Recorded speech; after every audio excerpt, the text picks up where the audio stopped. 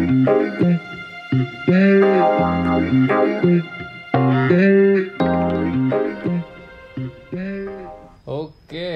Sir, hello, first of all welcome to बातचीत।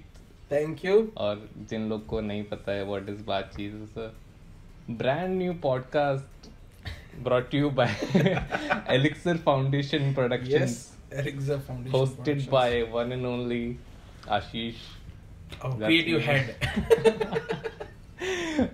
creative head। and talking about creative head, मतलब बहुत सारे लोगों को लगता है कि क्रिएटिविटी या तो इनबॉर्न है या तो कुछ पदार्थ Yes, कुछ लेके पदार्थ आते- लेकर आप क्रिएटिव बन सकते हो। Okay. हम आज उस पर ही बात करने वाले हैं। हाँ, मतलब before going to that I would like you to introduce yourself. First of all, thank you, Ashish, for creating this aesthetic space for the podcast. Yes, so yes, this is Kunal Shah, and currently I'm high. Not on addiction, not on drugs, not on ganja. I'm high on energy to talk with you. And yes, currently I'm serving as a program manager at Elixir Foundation and heading the UNICEF partnership.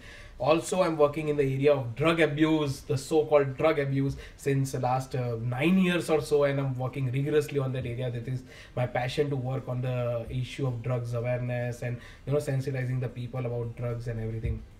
And also I'm the curator of the Ahmedabad Global Shapers, which is a part of World Economic Forum, and because of that only I recently went to Geneva to represent our India, Gujarat at United Nations. Yes, so it was also a very good journey. So I'm liking actually this social development sector in which I'm working, and I'm really very enthusiastic towards all the social issues which are there, and working towards it is really a part of my, now become a part of my life. Like, when did you got to know about drugs, like first in your life? Like, ये drugs है, movies में देखा या किसी को करते हुए देखा? So till college, till school basically, जब 11th और 12th standard चालू था, तब I got to know about cigarettes and everything, because some of my friends were taking cigarettes, and at that time it was a fashion statement कि अगर तुम cigarette फूंक रहे हो तो लड़की तुम्हारे तरफ अट्रैक्ट होगी. That was the myth actually which everyone was having.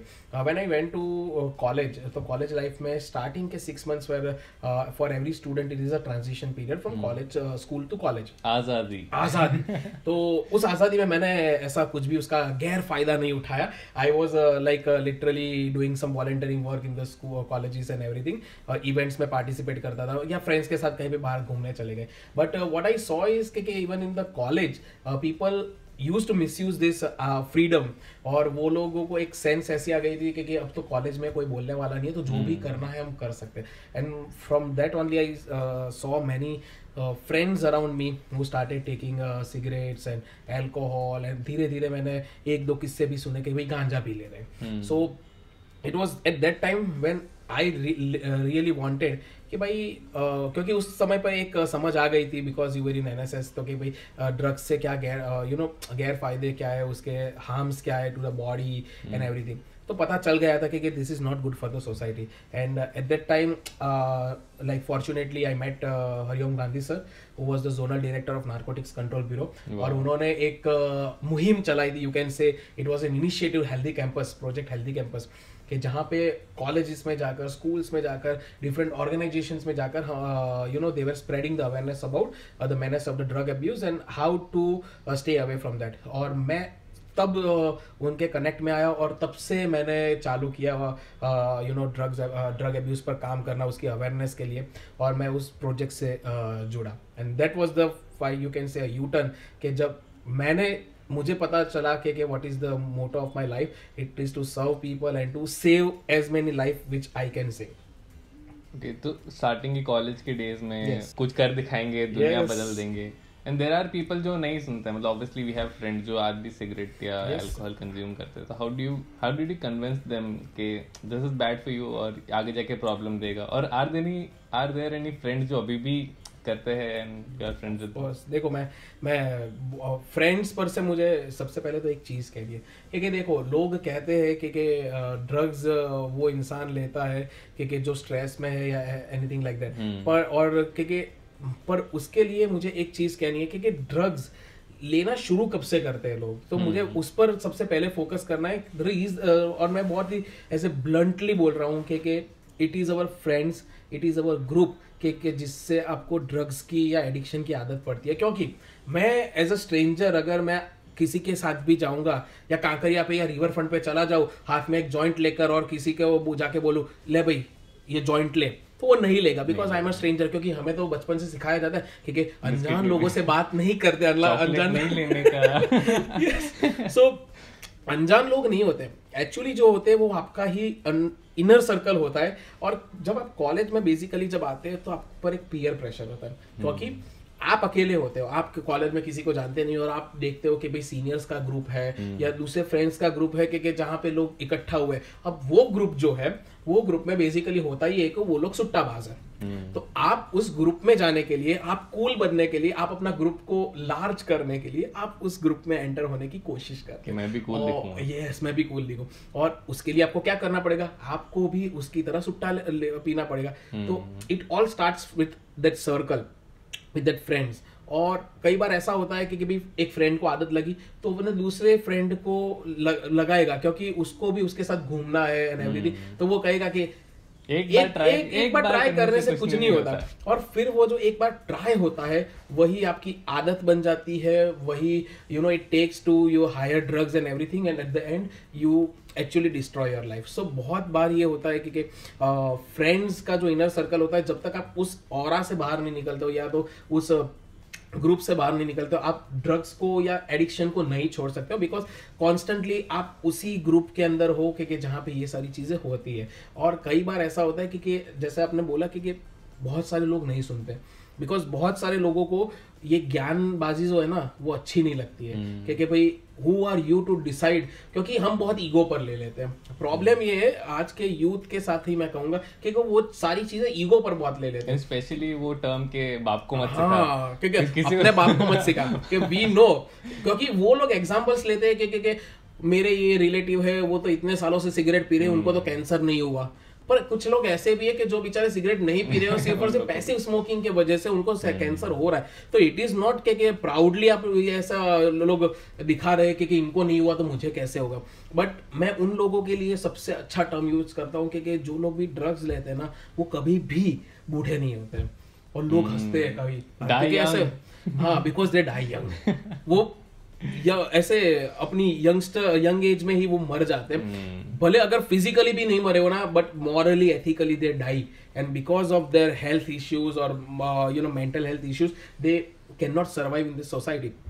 तो आप ही समझ लो कि लोग अगर कहते हैं कि ड्रग्स आर गुड एंड कई लोग कहते हैं कि गांजा फूंकने से क्रिएटिविटी बढ़ती है। अरे यार कहाँ से लेकर आए हो ये, मतलब तुम कौन सा गांजा फूंक कर आए हो जब ये बोल रहे कि गांजे से क्रिएटिविटी बढ़ती है। बट उसका भी एक रीजन है कि जो भी ड्रग्स अवेलेबल है उसमें दो टाइप के ड्रग्स होते हैं, एक तो स्टिम्युलेंट्स होते हैं और एक डिप्रेसेंट्स होते हैं। तो स्टिम्युलेंट्स आर दोज बेसिकली के जो आपकी एनर्जी को एकदम से बढ़ा दे, और डिप्रेसेंट्स ऐसे हो कि जो आपको एकदम काम कर दे।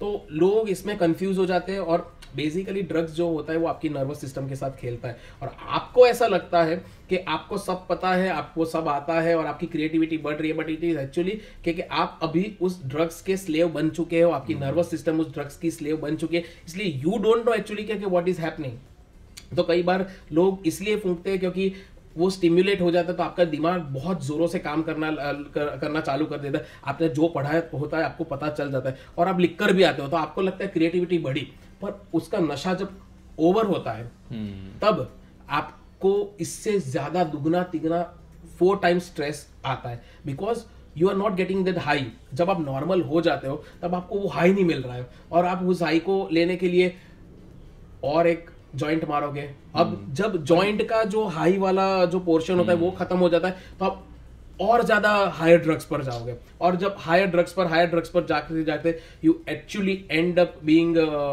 बैंकरप्ट, बिकॉज आपके पास पैसे भी नहीं होते वो खरीदने के लिए। सो बहुत सारी इश्यूज होते हैं जो यंगस्टर्स को अभी नहीं पता चलता है, क्योंकि कॉलेज का वो कहते हैं ना गरम गरम खून होता है, but when they step into actual life उनको पता चलता है कि this is actually killing them slowly. And even though मतलब जो सारे लोग सिगरेट या जॉइंट पी रहे हैं, दे आई हर्ड के हमेशा एक चीज बोलते हैं कि मेरी कंट्रोल में है, मैं चाहूँ तो अभी बंद कर सकता हूँ या कल से बंद कर सकता हूँ, and I won't be having any problem. कल अगर मैं कल भी बंद कर दूंगा तो भी मैं ऐसा नॉर्मली रहूंगा, और आज भी बंद कर दूंगा तो एक्चुअली ये कभी भी होता नहीं है, क्योंकि द रीजन इज कि आप उसके कंट्रोल में आ चुके हैं। जब आप सिगरेट भी लेते हो, देखो सिगरेट इज बेसिकली कि उसको छोड़ना शायद मैं कह सकता हूँ कि आसान तो नहीं, पर क्योंकि आप अगर उस पर मेहनत करें तो आप सिगरेट को छोड़ सकते हो, आप अल्कोहल को छोड़ सकते हो। बट मैं जब ड्रग्स की बात करता हूँ, ठीक है, तो क्योंकि ड्रग्स आप जब लेना चालू करते हो तब एक्चुअली आप उसके कंट्रोल में आ चुके हो, वो आपके कंट्रोल में नहीं है, क्योंकि it directly affects your brains. और जब ब्रेन को अफेक्ट करता है तब आपको उससे बहुत सारे केमिकल्स, हार्मोन्स जो होते हैं वो रिलीज होते हैं, डोपामाइन, टेस्टोस्टेरोन, सेरोटोनिन, एंडोर्फिन। तो ये सारे जो हार्मोन्स है वो रिलीज करता है जब आप ड्रग्स लेते हो।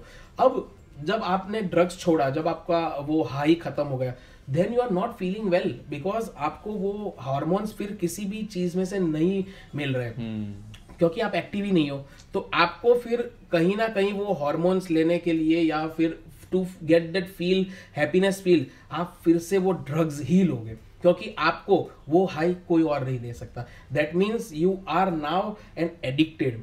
सो लोग कहते हैं कि पहला ड्रैग मारने से या पहला सुट्टा मारने से या पहला जॉइंट का एक फूंक मारने से कुछ नहीं होता, but actually that is the starting point कि जब वो चीज आपको फॉर एवर वाले मूड में ले जाती है कि now this is my life and I can not live without drugs.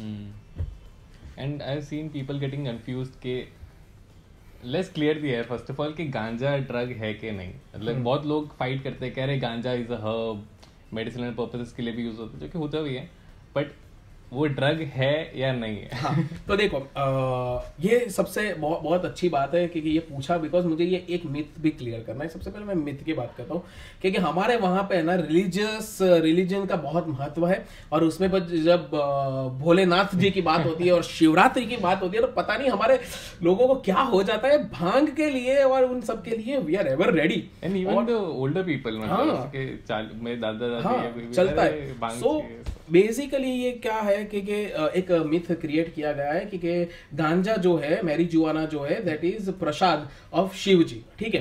पर अभी ऐसा है कि मैं डिनाई नहीं कर रहा हूं कि प्रीवियस टाइम में हमारे एंशिएंट इंडिया में it was used as a purpose कि वो daily in your food habits also जो अफीम था और वो सब इंक्लूडेड था, मैं उसकी डिनाई नहीं कर रहा हूँ। बट द थिंग इज कि जो ये लोग रिलीजन के साथ करते, तो हम सबको समुद्र मंथन पता है कि समुद्र मंथन हुआ था, देव और दानवों के बीच में एक युद्ध हुआ था अमृत को लेकर।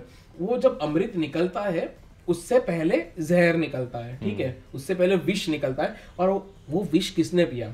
तो कि शिव जी ने पिया। और शिव जी ने जब पिया तब उनका पूरा जो गला था वो ब्लू हो गया, इसलिए उनको बोला जाता है नीलकंठ। अब उनके गले में इतनी यू कैन से कि आग थी या इतनी वो गर्म हो चुका था, तो धतूरा जो हम कहते हैं, ठीक है, ये गांजा and everything which comes from a specific plants, वो उनको चढ़ाया गया, वो उनको पिलाया गया ताकि वो उसको शांत करे, क्योंकि उसकी तासीर जो होती है वो शांत, मैंने जैसे बोला कि डिप्रेशंस होते हैं, तो वो उसको शांत कर देने में काम आती है, और इसी वजह से उनको ये पिया। बट क्या हम शिव भगवान जितने पावरफुल है कि इन सब चीजों को हैंडल कर पाएंगे? शिव जी, सदगुरु ने भी कहा था कि Shiv ji does not need any drug to be high, but आप लोगों ने पोर्ट्रे उसको ऐसे किया है कि आप वो गांजा लेते हैं everything, which is not actually true. तो ये तो नहीं है, तो ये एक मिथ तो है कि भाई हम लोगों ने गलत पोर्ट्रे किया है, हम गांजा लेने के लिए भगवान का यूज कर रहे हैं, ठीक है।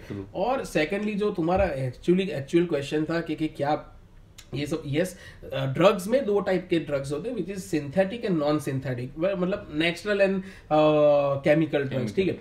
तो ये जो आप कह रहे हो कि गांजा है, अफीम है, मशरूम्स है, ये सारी चीजें वो नेचुरली पॉपी से उगाई जाती है, उसके जो प्लांट्स होते हैं गांजे के उसमें से एक्सट्रैक्ट की जाती है, and it is used in a raw form. But वो भी actually it is very hazards, because you don't know कि वो कैसे उगाया गया है, और उसके अंदर की जब तक, क्योंकि सबकी बॉडी अलग अलग होती है, तो उससे भी आपको उतना ही हार्म है। बट सिंथेटिक ड्रग्स, जो केमिकल ड्रग्स बनते हैं, क्योंकि इसके अंदर केमिकल डाल के उसको कोकेन कोकेन बना दिया, हीरोइन बना दिया, LSD बना दिया, MD ड्रग्स बना दिया। ये सारे ड्रग्स जो आप इसमें से एक्सट्रैक्ट करके, इसके ऑयल को एक्सट्रैक्ट करके या इसके पाउडर फॉर्म में बनाकर आप देते हो, that is much more actually hazardous than the natural one. But इसका मतलब ये नहीं है कि गांजा is not hazardous, it is absolutely hazardous, it is banned. जो गांजा जो है that is banned, marijuana banned है, ओपियम बैंड है, ये सारी चीजें बैंड है अंडर द NDPS एक्ट। और कई जगह कोई लोग बोलते हैं कि it is used in a medicinal purpose, क्योंकि हाँ सही बात है, बिकॉज जब भी आप देखो कि वर्ल्ड वॉर भी हुआ था या कहीं पे भी वॉर होता है तब मॉर्फिन के शॉट्स दिए जाते हैं। इट इज क्योंकि उन लोगों को पता ना चले कि भाई उनको जो पेन हो रहा है वो कैसे कंट्रोल करे, इसलिए उनको मॉर्फिन शॉट्स दे। सो गांजा अभी भी हिमाचल प्रदेश में या कहीं बहुत सारी जगह पे उगाया जाता है, लीगली उगाया जाता है, but that is just and just for medicinal use, और उसका और कोई यूज नहीं होता है क्योंकि उसको बेचने के लिए नहीं, बट कैसे मेडिसिन के अंदर, क्योंकि उसका भी एक स्पेसिफिक प्रोसीजर होता है, लाइसेंस होता है, और वो लाइसेंस प्रोक्योर करके ही आप वो गांजे को यूज कर सकते हो फॉर मेडिसिनल। सो उसको हम कहते हैं मेडिसिनल मैरिजुआना। बट लोगों को तो उससे भी प्रॉब्लम है, लोग अब प्रिस्क्रिप्शन ड्रग्स यूज करने लगे। तो अपन अपने घर पे मैरिजुआना का प्लांट उगा सकते हैं? नहीं ऑफ कोर्स नहीं उगा सकते। ऑफ कोर्स अगर आप पकड़े भी जाते हो तो आपको NDPS एक्ट के पोजेशन में, बिकॉज NDPS एक्ट में भी वो है कि आप जिस समय पे पकड़े गए हो उस समय पे कितना पोजेशन है, बिकॉज ग्राम से लेकर किलो तक का क्वांटिटी अलग अलग ड्रग्स पर अलग अलग क्वांटिटीज डिपेंड की जाती है। कि जैसे गांजा जो है उसकी मार्केट वैल्यू कम है, पर उसकी क्वांटिटी अगर आप स्पेसिफिक क्वांटिटी के साथ पकड़े जाते हो तो आपको इतनी साल की सजा, उससे कम में पकड़े जाते हो तो इतनी साल की सजा। तो ये सारा बहुत कुछ डिफाइंड होता है। बट जब सिंथेटिक ड्रग्स, जब MD की बात करें तो उसका तो अगर आप 1 ग्राम के साथ भी पकड़े गए ना, then you will get rigorous imprisonment, unbailable है शायद। हाँ, सो NDPS एक्ट में अगर आप पकड़े जाते हो तो बहुत सारे 400 से ज्यादा बैंड ड्रग्स है, अगर आप उसके साथ पकड़े जाते हो, उसके पोजेशन में पकड़े जाते हो, नॉट कंजम्पशन, पोजेशन में पकड़े जाते हो, जो एक पैडलर की कैटेगरी में आता है, तो आप लोगों को इट इज अनबेलेबल, नॉन बेलेबल हम कहते हैं, उसमें बेल नहीं मिलती, एंड नॉन कॉग्निजिबल ऑफेंस। ठीक है, उसके लिए आपको किसी की जरूरत नहीं, कोई वारंट की जरूरत नहीं, मैं वारंट के बिना भी आपको अरेस्ट कर सकता हूँ। So it is a non cognizable offence, it is a non bailable offence, and you get rigorous imprisonment, आपका पासपोर्ट कॉन्फिस्केट हो जाता है, and once you are in for NDPS act तो आपको कहीं भी कोई भी कंट्री का वीजा तो मिल ही नहीं सकता है, because you are in the category of the drug peddler. जैसे हम इंडियंस मतलब ज़्यादातर केसेस में वेस्टर्न कल्चर फॉलो करते, जैसे पॉप कल्चर है, वेस्ट में देखा कि अच्छा लोग बड़े कपड़े, बैगी कपड़े पहन रहे, तो इंडिया में भी बैगी कपड़े, अच्छी गाड़ियाँ। सो वेस्ट में मैरिजुआना लीगल कर दिया है वहाँ पे। आई डोंट नो व्हाई, क्या रीजंस हैं उन लोग के, but what do you think उसका इफेक्ट पड़ेगा इंडिया पे? अगर वहाँ पे शॉप्स पे बिक रहा है, वहाँ पे कनाडा में लोग शॉप्स में जाके जैसे चॉकलेट खरीद रहे वैसे खरीद रहे जॉइंट्स, तो क्या चांसेस है कि इंडिया में भी हो जाए? क्यों लीगल कर दिया? अगर इतने सालों से बैंड था, इतना हजार्डियस है, आई एम प्रीटी श्योर कि उन लोग को नुकसान मालूम होंगे, फायदे मालूम होंगे। सो सी बेसिकली मैं जब इन सब चीज़ों की बात करता हूँ तो ये भी हमें देखना चाहिए कि अमेरिका में 50 ईयर्स पहले एक बहुत बड़ा वॉर टाइप क्या हो गया था, because the situation 80% of America was into drugs, और इट वाज अ सिचुएशन कि पूरा अमेरिका एक्चुअली तबाह हो गया था। We all have seen Pablo Escobar, Narcos वाली हमने सीरीज सबने देखी है, we all know what are the things. अब द इशू इज कि हम किस इकोनॉमी की बात कर रहे हैं। ठीक है, ये जो कंट्रीज जिन्होंने बैन हटाया है, आप उनकी इकोनॉमी देख लीजिए, इसमें से एक भी सोशलिस्ट इकोनॉमी नहीं है, इसमें से एक भी इकोनॉमी ऐसी नहीं है कि जो सिटीजन्स के लिए काम कर रही है। आप देख लीजिए, अगर आप US की बात करें, कनाडा की बात करें, ये सारी इकोनॉमीज ऐसी इकोनॉमीज है कि who are there in a form के जहां पे बिजनेसमैन को कैसे फायदा हो सकता है, वो देख रहे हैं, कैपिटलिस्ट का इकोनॉमीज एंड एवरीथिंग। तो आप देखिए, जैसे जो सोशलिस्ट, एकदम सोशलिस्ट इकोनॉमी, हमारी मिक्स्ड इकोनॉमी है हालांकि, पर तो भी हमने लीगलाइज नहीं किया। तो सोशलिस्ट इकोनॉमीज में भी ये लीगलाइज नहीं है, बिकॉज दे एक्चुअली वांट कि प्रजा के लिए, जो सिटीजन है उनके लिए हम कैसे काम कर सके और उनको कैसा अच्छा एटमोसफियर दे सके which is addiction free actually. पर अभी प्रॉब्लम ये होता है कि हम लोग वेस्टर्न कंट्रीज की बात तो करते हैं, पर सबसे पहले जब हम इंडिया की बात करते हैं तो do we have such type of medical facilities? Do we have that rehabilitation centers? Do we have that health facilities?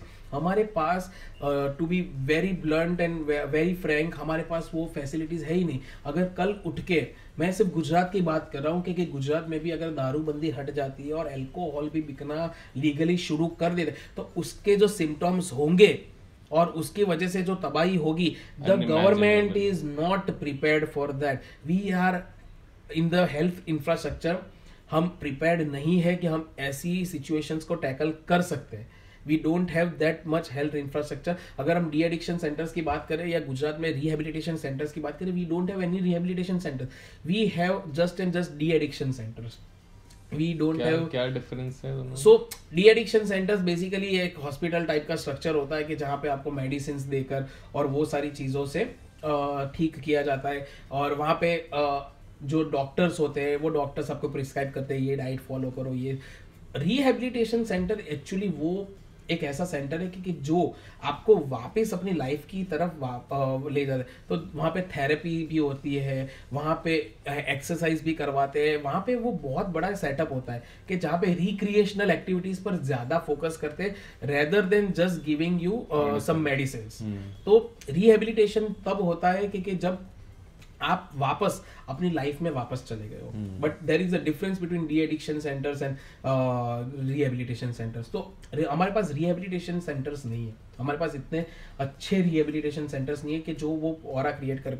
जैसे आपने देखा संजू में, इंडिया में नहीं गए, वो बाहर गए किसी और कंट्री में, because there you will find literally the rehabilitation centres, बहुत अच्छे रिहेबिलिटेशन विद प्रोफेशनल्स वहाँ पे जो, क्योंकि रिहेबिलिटेशन सेंटर के अंदर भी बहुत सारे प्रोफेशनल्स आपको चाहिए. ठीक है, आपको वहाँ पे न्यूट्रिशनलिस्ट चाहिए, वहाँ पे आपको डिफरेंट बॉडी पार्ट्स चेक करने के लिए डॉक्टर्स चाहिए, आपको साइकोलॉजिस्ट भी चाहिए, आपको साइकाइट्रिस्ट भी चाहिए, आपको ये सारी चीज़ें चाहिए.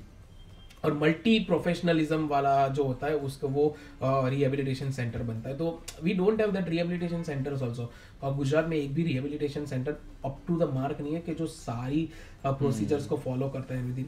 सो इस चीज़ में हम नहीं कर सकते, लीगल नहीं कर सकते, हम लीगल की बात भी नहीं कर सकते. और एंड सेकेंडली कि हम एक ऐसे कल्चर से आते कि जहाँ पे इन सब चीज़ों का सेवन करना is basically not prescribed or not advised in our shastras as well, in our culture, in our Vedas and everything. यहाँ पे ये सब prescribed नहीं है. And जब हम बात करते हैं कि you know legalizing the marijuana and everything, मैं जब बात करता हूँ तो हम कैसे यूथ की कल्पना कर रहे हैं या हम कैसे यू नो जनरेशन की कल्पना कर रहे हैं कि जो हम कह रहे हैं कि they are the future of this country. But क्या हमें वो फ्यूचर, एक ऐसा फ्यूचर चाहिए कि जो ड्रग्स के अधीन होकर, एक एडिक्शन के अधीन होकर अपनी ज़िंदगी जिए. बिकॉज जब भी मैं बात करता हूँ लोगों से और यूथ से रिलेटेड टू ड्रग्स, तो मैं तभी यही फर्स्ट ऑफ ऑल बोलता हूँ कि आप ड्रग्स तभी लेते हो जब आपको खुद पर से भरोसा उठ जाए. So, जब आप ड्रग्स लेना चाहते हो, the moment you start taking drugs, that means that your inner soul has died, your inner confidence has died. और जब आपकी सेल्फ कॉन्फिडेंस ही मर गई है तो क्या आप देश में, मतलब अपनी लाइफ में क्या उखाड़ लोगे. So that is my advice to the youth, क्योंकि rather than going towards drugs, अपने अंदर की जो आग है उसे जलाओ, अपने पैशन को फॉलो करो, अपने सेल्फ कॉन्फिडेंस, डिटर्मिनेशन, जो भी चीज़ें हैं उन सबको इंक्रीज करो, एक लेवल पर लेकर जाओ, ताकि आपको ये फेक चीज़ों की ज़रूरत ना पड़े, आपको एक पाउडर की ज़रूरत ना पड़े जो आपकी लाइफ को गाइड करेगी. ट्रू. एंड रिसेंटली गुजरात में बहुत ज्यादा, मतलब 2022 में तो हजारों करोड़ों का ड्रग मिला है. मतलब इतना ड्रग, लाख 5-5 हजार का करोड़ का ड्रग मिल रहा है. एग्जैक्टली. सो बेसिकली इसके पीछे भी गुजरात इज एट डिसएडवांटेज. उसका रीजन ये है कि Gujarat is the highest coastal line. तो गुजरात का कोस्टल लाइन सबसे ज्यादा है. एंड इंडिया जो है वो गोल्डन क्रिसेंट और गोल्डन ट्राइंगल, ये बेसिकली कंट्रीज है. ठीक है, तो गोल्डन क्रिसेंट की हम बात करें और गोल्डन ट्राइंगल की बात करें तो ये कंट्रीज है, क्योंकि वहां पे हमारे बाजू में अफगानिस्तान, पाकिस्तान और वो वाला एरिया, यहाँ पे थाईलैंड, म्यांमार और वो वाला इंडोनेशिया, वो वाला पूरा एरिया है. तो उसके बीच में इंडिया पड़ता है. तो it is very easy to actually you know put the drugs into our state. तो वो वहाँ तो ये डिसएडवांटेज की वजह से India is used highly for the drugs trafficking. और ड्रग्स ट्रैफिकिंग की बात करूँ तो गुजरात में बेसिकली तीन टाइप्स का जो कहते हैं कि बिजनेस चलता है. ड्रग्स 3 रीजंस की वजह से आता है.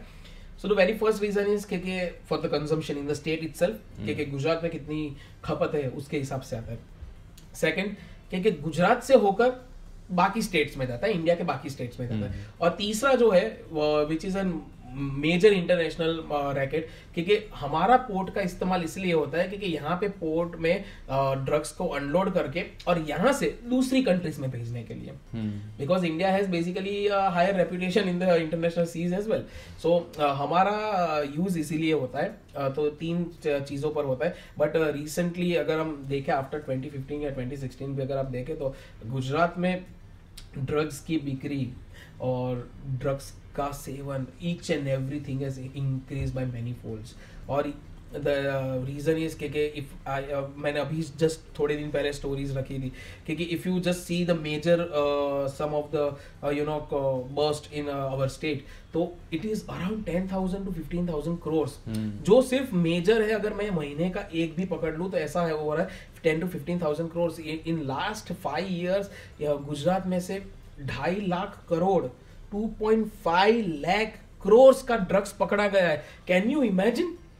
That's crazy. 2.5 lakhs crore का ड्रग्स इन गुजरात में सिर्फ पकड़ा गया है.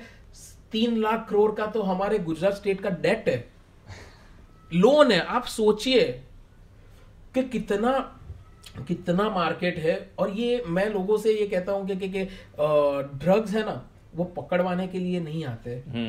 कंज्यूमर्स है. लोग ये कहते हैं कि भाई गुजरात में थोड़ी ना कंज्यूमर्स है इसलिए ड्रग्स आ रहा है. इट इज अबाउट के डिमांड है इसलिए सप्लाई हो रही है. विदाउट एनी डिमांड सप्लाई नहीं होती है. सो अगर पकड़ा जा रहा है और अगर लोग कंज्यूम कर रहे हैं तो ही पकड़े जा रहे हैं. And the more worrisome thing for our state is के पहले बहुत इजी था एक्चुअली ड्रग माफिया को, क्योंकि पता होता था कि हर एक एरिया में एक वो गैंगस्टर होता है, ठीक है, क्योंकि सारे काले काम यही करता है कि इसको पकड़ लो, सब चीजें पर. तो पहले ऐसा होता था. पर now they are playing smartly. अभी जैसे जैसे टाइम जा रहा है ड्रग्स की जो कीमत है वो बढ़ रही है. Actually they are creating the shortages of the drugs. तो उसकी कीमत जैसे जैसे बढ़ेगी for a youngster who is into drug addiction, उसको वो कैसे अफोर्ड, जो वो चीजें 1,000 में ले रहा था आज उसकी चीजें 5,000 में हो गई है, तो वो लाचार बन जाता है. तो then what they play with them is कि तुम क्या करो कि तुम अब हमारे बिहाफ पर ड्रग्स बेचो, दूसरों को ये लत लगाओ, तो वो तुमसे खरीदेंगे और उसमें से जो पैसे आएंगे उससे हम तुम्हें ड्रग्स देंगे. So the youngster now is now made a peddler. तो अब जो कंज्यूमर था उसको पेडलर बना रहे. दैट मीन्स के नॉर्मल सिटीजन, अभी मैं यहाँ से रास्ते पर से जाऊं तो I won't be able to recognise कि इसमें से पेडलर कौन है, कंज्यूमर कौन है, इसमें से कौन ड्रग्स ले रहा है नहीं ले रहा है.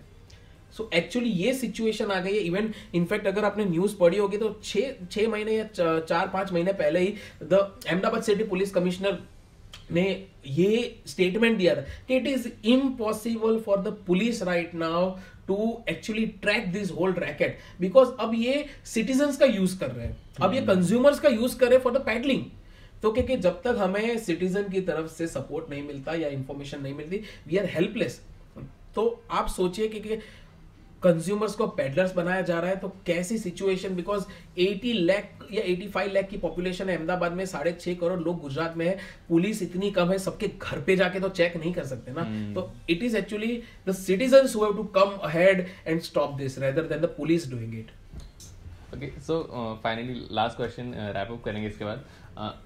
जैसे बहुत सारी कंट्रीज है जो ड्रग फ्री है, ऑलमोस्ट ड्रग फ्री है या ड्रग फ्री है, सो ऐसी तो क्या चीजें कर रहे हैं, तो उनका कल्चर है, या अगर कल्चर को हटा भी दे तो क्यों लोग ड्रग्स नहीं कर रहे हैं, अगर अवेलेबल है फिर भी नहीं कर रहे हैं. So what are the things जो हम इम्प्रूव कर सकते हैं और बाकी कंट्रीज से ले सकते हैं. देखो, बाकी कंट्रीज से लेना या ना लेना वो हालांकि गवर्नमेंट पर जो चीजें हैं, see why people take the drugs, because they actually get that happy feeling. Okay, वो जो हाई मिलता है ना, that high is happiness index कम है. अपना हैप्पीनेस इंडेक्स पाकिस्तान से कम है यार. प्रॉब्लम ये है इंडिया जीत रही है तो अभी नहीं मिल रहा है। तो हमारे पास बहुत सारे प्रॉब्लम्स है हमारे पास, पर उसको कैसे टैकल करना ना, वो हमें करिकुलम में नहीं सिखाया जाता है। So we are made to study trigonometry, science, ये सारी चीजें, बट हमको लाइफ स्किल्स नहीं सिखाई जाती है। हमें कैसे स्ट्रेस मैनेज करना, हमें कैसे कॉन्फिडेंस बिल्ड करना, हमें कैसे टाइम मैनेज करना, ये सारी चीजें नहीं सिखाई जाती। तो इट इज ऑल अबाउट कि कैसे आप, एक तो हेल्दी लिविंग, अब हेल्दी लिविंग की परिभाषा इन्फ्लुएंसर्स ने 6 पैक ऐप बना दी है, ठीक है, और जब तक आपके बाइसेप्स, ट्राइसेप्स एंड विंग्स ये सब ना हो ना, तब तक आप फिट नहीं कहा जाते हो। तो आधे बच्चों का मोटिवेशन तो वहां पे ही खत्म हो जाता है। But it is not about always getting an abs to be healthy. आप लोग कितना अपनी, बिकॉज हमारे प्रॉब्लम ये है कि हमारे करिकुलम में PE, that is physical education, और स्पोर्ट्स के लेक्चर को एक मजाक या एक फ्री टाइम के रूप में यूज किया जाता है, and it is actually not used in the correct way to enhance the capability of a student to go into sports और डू सम फिजिकल एजुकेशन। तो जब ये आदतें कब से बनती है, जब आप स्कूल से हो तब से ये आदतें बनती है। तो जब तक आप स्कूल से ही उन लोगों को ऐसे मोल्ड नहीं करेंगे, उनकी लाइफ स्किल्स पर काम नहीं करेंगे, सिचुएशंस बहुत सारी आती है लोगों के लाइफ में। स्ट्रेस सबकी लाइफ में होता है। अब स्ट्रेस जब भी आए तो इसका मतलब ये तो नहीं है, इसका सॉल्यूशन ये तो नहीं है कि मैं सुबह उठूं और गांजा फूंकना चालू कर दूं, क्योंकि ऐसा होता तो नरेंद्र मोदी जी के पास आई गेस मेरे से आपसे सबसे ज्यादा स्ट्रेस होगा। मुकेश अंबानी के शेयर के प्राइस अगर डाउन जा रहे हैं तो उसके पास शायद ज्यादा स्ट्रेस होगा। तो ये लोग तो सुबह उठ के ऐसे गांजा फूंकना चालू नहीं करते हैं ना कि भाई बहुत स्ट्रेस है, बहुत स्ट्रेस है। व्हाट दे डू, अगर वो लोग ये कर रहे हैं तो वो लोग पागल तो है नहीं। तो बहुत सारी चीजें हैं, but it is about emotional intelligence हमारे में बहुत कम है, ठीक है। वी आर लाइक हम सिर्फ आईक्यू पर फोकस करते हैं। इमोशनली आप कितने स्ट्रांग हो, डेट विल डिफाइन कि आप कितना ड्रग से दूर रह सकते हो या नहीं रह सकते। आपकी स्किल्स, बिकॉज बहुत सारे लोगों को खुद पे कॉन्फिडेंस है, जैसे मैंने बोला कि नहीं होता है। And apart from this also the society, मैं मानता हूं कि society plays a major role कि वो लोगों को ड्रग्स से दूर करने, क्योंकि हमारे वहां सब में एक साइकोलॉजिकल थिंग, ये ह्यूमन साइकोलॉजी, कि जिस चीज को आप ना बोलोगे ना वो चीज लोग सबसे पहले करेंगे, और स्प्रिंग को आप जितनी दबाओगे ना वो उससे ज्यादा फोर्स से ना उछलेगी। तो हमारी सोसाइटी में ना एक स्टिग्मा बहुत है कि ड्रग्स ले लिया तो मतलब इंसान की तो जिंदगी 1 2 3 कर देते हैं वो लोग, उसके मेंटल हेल्थ से लेकर उसकी सोशल लाइफ, उसकी साइकोलॉजिकल लाइफ, सब कुछ डैमेज हो जाता है, और उसको एक्सेप्टेंस नहीं मिलता है। जब तक ये एक्सेप्टेंस नहीं आएगा ना लोगों में कि ओके ही और she is a part of our society, तब तक ऐसे केसेस बढ़ते रहेंगे, लोगों का विड्रॉल होता रहेगा, रिलैप्स होता रहेगा। And that is where the other countries who are in the most happiest index and everything, वो लोग यही करते हैं कि how to create economic opportunities. So ऐसा नहीं है कि ये एक चीज से कम हो जाएगा कि स्किल्स दे दी और कम हो जाएगा।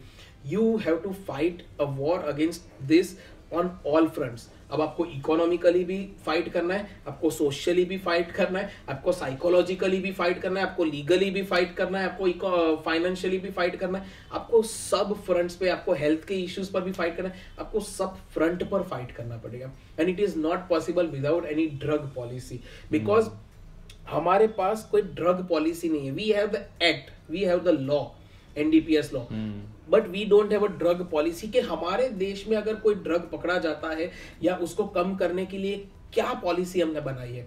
जैसे गाइडलाइंस होती है, DPSP, फंडामेंटल राइट्स, तो ये भी तो एक फंडामेंटल राइट है कि हम अपना लाइफ जो है वो एडिक्शन फ्री जिए। तो ये इन चीजों पर फोकस नहीं है, और ये शायद प्रायोरिटी में बहुत कम आता है। और जब ये प्रायोरिटी में कम आता है ना, then we see disasters, and we see disasters happening in Gujarat as well. क्योंकि मैं फिर से बोल रहा हूँ कि पकड़ा जा रहा है, that means the people are consuming, और पीपल सामने से आके आपको नहीं बोलेंगे तब तक जब तक आपने वो ओपन विंडो नहीं दी है। जब तक आप इतने ओपन नहीं हो उनके लिए, तो वो लोग भी आपके साथ ओपन नहीं होंगे कि हाँ मैं ड्रग्स ले रहा हूँ, but now I want to recover, I want to come in my mainstream life. तो ये जब तक हम ओपन विंडो और ये ओपन माइंडनेस नहीं रखेंगे ना, तब तक it is very much difficult कि हम ड्रग्स को रोक पाए, because we have to treat this drugs thing not as a ये कोई राक्षस नहीं है कि जिससे हम दूर भाग रहे हैं। इसको खत्म करने के लिए we have to think that this is for the nation building. हमें एक देश को बचाना है तो ये इस चीज को कंप्लीट करना पड़ेगा, इस चीज को खत्म करना पड़ेगा and we have to take this as a massive campaign. Modi ji ने सफाई अभियान चालू किया कि एक मैसिव कैसे लोग सारे लोग जुड़, वैसे ही जब तक लोग इसको एक मैसिव कैंपेन की तरह नहीं लेंगे तब तक we won't be able to achieve a drug free society, a drug free country वाला जो भी हमारा एम है, वो नशा मुक्त भारत जो है वो हमारा अचीव नहीं होगा। And because we need citizens participation rather than agencies participation. So agency proactive नहीं होनी चाहिए इसमें, पुलिस प्रोएक्टिव नहीं होनी चाहिए, एनफोर्समेंट वाले लोग प्रोएक्टिव नहीं, सिटीजन्स शुड बी प्रोएक्टिव कि वी डोंट वांट दिस। और जब वो सप्लाई, वो जो डिमांड कम करने की बात होगी ना, eight that time supply automatically बंद हो ही जाएगी। आई होप वो दिन जल्दी आए। Yes, we see that drug free Gujarat, at least Gujarat से तो शुरू हो, फिर बाद में drug free campuses we want, we don't want, because posters सभी जगह मैंने देखे, बट उसी पोस्टर्स जहाँ पे एंड होता है और क्लासरूम के बाद या कॉलेज के कैंपस के बाद वो लोग ही उस पोस्टर्स के सामने हंसकर धुआं उड़ाते होते हैं। That is what the mentality is, we have not moulded them, हमने उनमें एक्चुअली वो डर रखा ही नहीं है।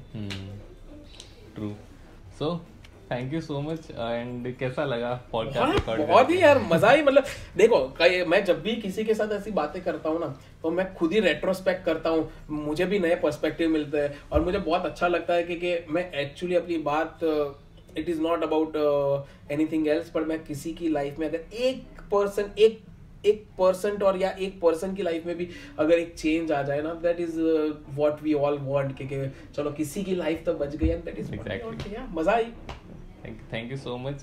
एंड सब्सक्राइब करने बोल दो यार। हाँ यार प्लीज, देखो यार हम इतनी मेहनत कर रहे हैं, ठीक है, हम अपने ऑफिस के टाइम में ये सब कर रहे हैं, ठीक है, ऑफिस चालू तो प्लीज सब्सक्राइब करो यार। और वी वांट कि हम डिफरेंट इश्यूज ऐसे लाए, ठीक है, नॉट ओनली कि हम ड्रग्स का इशू पर, हम बहुत ऐसे इश्यूज लाए जिस पर आप सबको बहुत मजा आए। तो ये जो नीचे है ना रेड वाला बटन, उस पर ऐसे क्लिक कर दो और बेल आइकन भी दबा दो, subscribe to Elixir Foundation, click the bell icon and follow us for more updates on our Instagram, Twitter, Facebook, everyone @ElixirIndia.org।